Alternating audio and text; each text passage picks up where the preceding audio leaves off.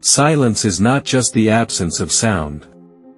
Sometimes, silence is a heavy, suffocating blanket that covers a lie so dark it could burn your soul. I was sitting in my dimly lit living room in Seattle, staring at my late wife's old smartphone. Claire had been gone for exactly a year. A tragic car accident on a rainy Tuesday had turned my world into a graveyard of memories. I was George, the grieving widower, the man everyone pitied. I was about to factory reset the phone to donate it, a final step in my long journey of letting go. But as the screen flickered to life, a notification popped up. It was a voice memo, saved in a hidden folder, dated the night of her death. The timestamp was 11:42 p.m., just 8 minutes before the crash.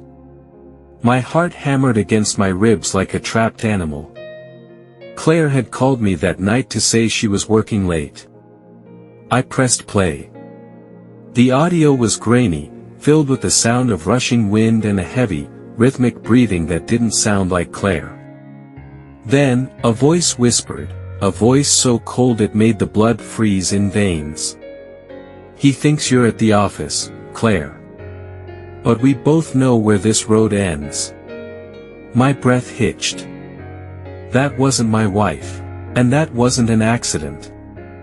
I realized in that heartbeat that I was listening to a message I was never supposed to hear, and the woman I had mourned for a year was a stranger I never truly knew.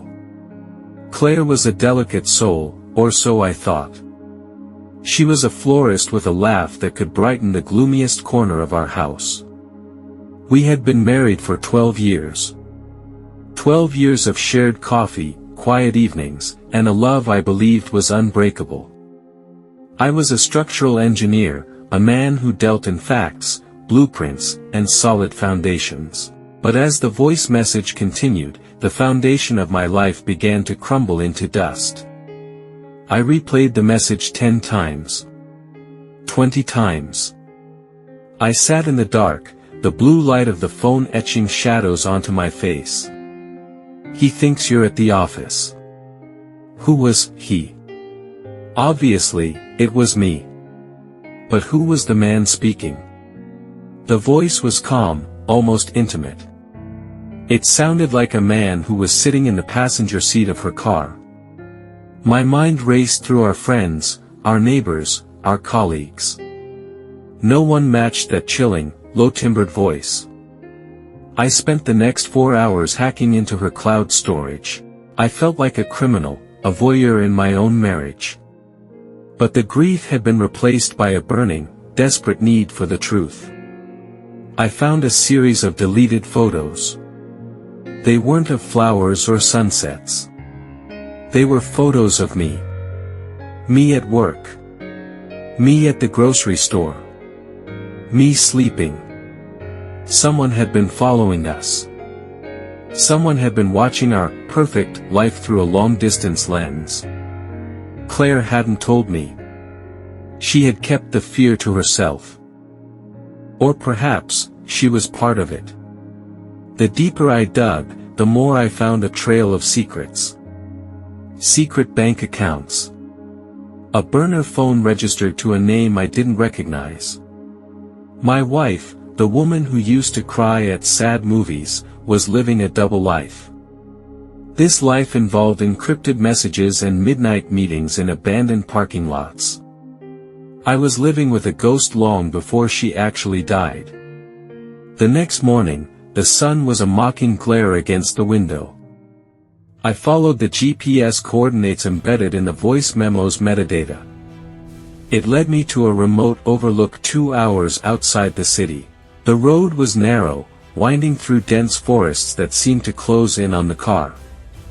This was the spot where the police said she lost control. They said the rain made the tires slip. They said it was a tragedy. I stood at the edge of the ravine. The wind howled through the trees, mimicking the static from the recording. I looked down at the jagged rocks below. I realized the voice memo wasn't a recording of a conversation. It was a message Claire had tried to send to me, a final confession that never left her outbox because the signal was too weak. I found a second recording. This one was longer.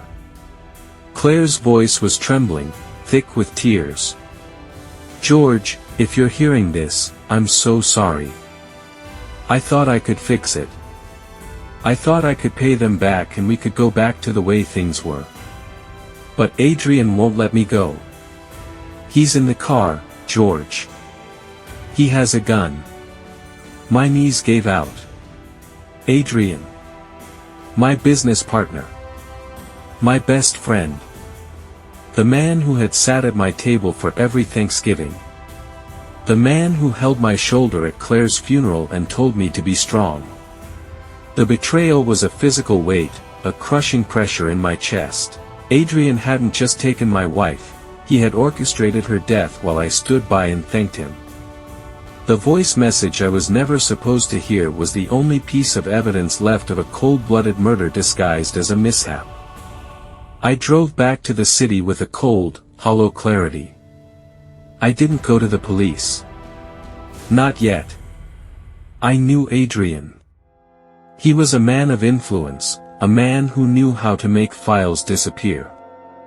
If I wanted justice, I had to build a case that even he couldn't escape. I went to our office late that night. The building was empty, the glass walls reflecting the city lights like 1,000 accusing eyes. I broke into Adrian's private safe. My hands didn't shake this time. I was a man of blueprints, and I was looking for the flaw in his design. I found the ledger. Claire hadn't been a criminal, she had been a victim of Adrian's embezzlement. He had used her floral business to launder money from our firm. When she found out and threatened to tell me, he didn't just stop her. He eliminated the threat. The audio from the phone played in my head on a loop. "He's in the car, George." I could almost feel Adrian's presence in the room.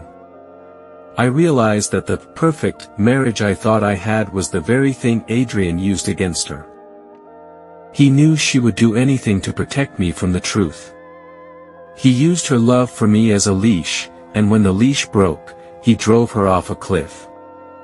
I spent the rest of the night uploading every document, every recording, and every photo to a secure server. I sent a copy to the district attorney, to the local news, and to Adrian's personal email with a single subject line: "I heard the message." I sat at my desk and waited for the sun to rise. I wasn't just George the widower anymore. I was the architect of his ruin. The silence of the office was no longer suffocating. It was the silence of a trap being sprung. Adrian was arrested at dawn. I watched from across the street as they let him out in handcuffs. He looked old.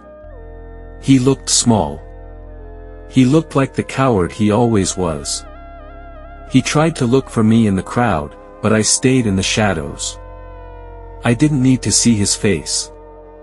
I had heard his voice on that recording, and that was enough to last a lifetime. I went back to our house. The house that Claire had filled with life. I sat in her garden, surrounded by the flowers she had planted. They were wilting now, neglected during my year of grief. I realized that my love for her wasn't a lie. She had died trying to protect me. She had died with my name on her lips. Forgiveness is a strange thing.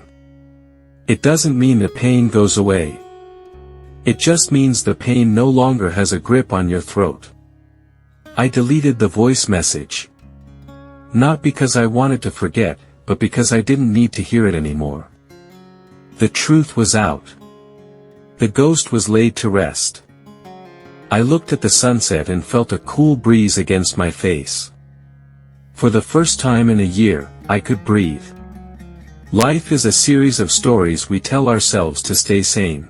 We believe in the perfect marriage, the loyal friend, and the accidental tragedy. But the truth is often hidden in the things we aren't supposed to hear. It's in the whispers, the deleted files, and the silent glances. I learned that the hard way. But I also learned that even in the darkest betrayal, there is a spark of light. Claire's final act was an act of love, and that is the story I choose to keep.